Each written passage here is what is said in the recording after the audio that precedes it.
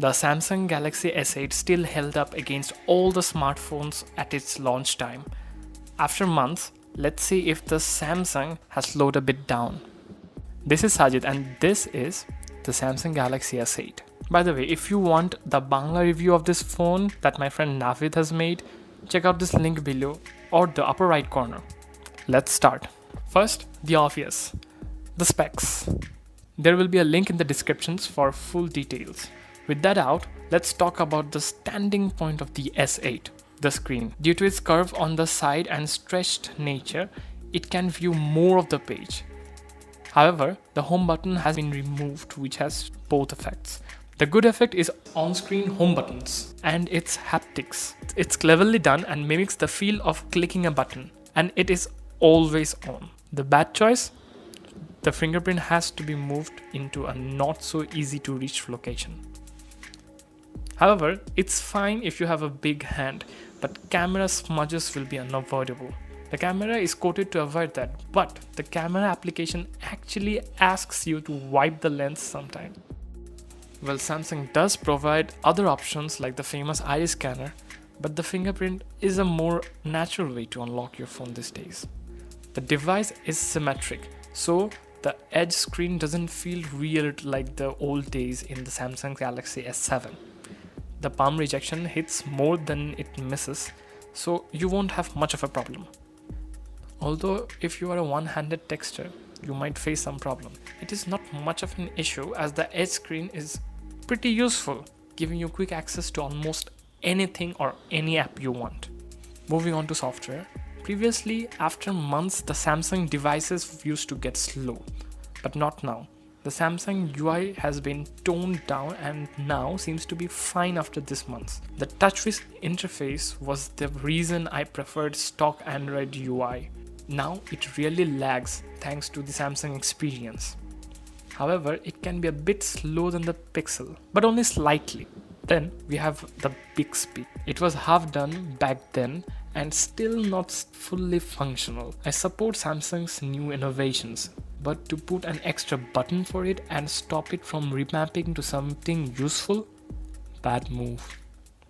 What we all want is a smartphone with good battery and the best camera. The S8 has a 300 mAh battery and the S8 Plus has a 3500 mAh battery. Samsung gave a wide array of charging methods here, like the quick charge, wireless charging. They're very convenient. It has an IP67 dust and water resistance rating and an expandable storage if you need that. The Bixby buttons sometimes get accidentally hit, which is actually painful. If you live in a third world country as Bangladesh, like I do, it's not that useful. Personally, I like the front facing speakers, but this has only one speaker that is easy to cover. But hey, it's loud and it doesn't have any dual cameras. Speaking of which, this is maybe the only disadvantage of this phone. The 12 megapixel camera takes marvelous shots, even in low light. The user interface has been changed a little, adding some masks and filters if you are into it. And the Bixby here can be used to identify products via the camera. It has a pro mode that is one of the most detailed I have seen, but the auto shot will be just fine, even in low lights. The selfie shooter is an 8 megapixel one, giving sharp images that we all like.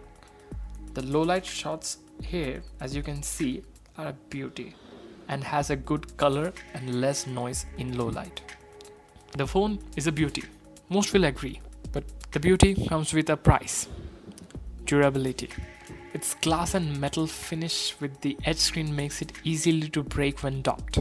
Simple cases can help, but not entirely, and also blocks the beauty of it. Maybe the S8 Active can fix for that. The phone comes with AKG headphones that sound pretty good. As a 2017 flagship, the phone only lacks dual camera. Despite that, the camera can easily compete with all the flagships of this year and stand steady. Even after some months after the release, I will say, it's a great phone. You will love it. Buy it. Yes, there will be phones with half the price doing 70% what the S8 does. But if you are one of those who wants the extra 30% with a futuristic design, here you go. you have it now. So, is it the phone for you? Subscribe and stay tuned to our channel for some more After the Buzz reviews, and help us improve in the comment section.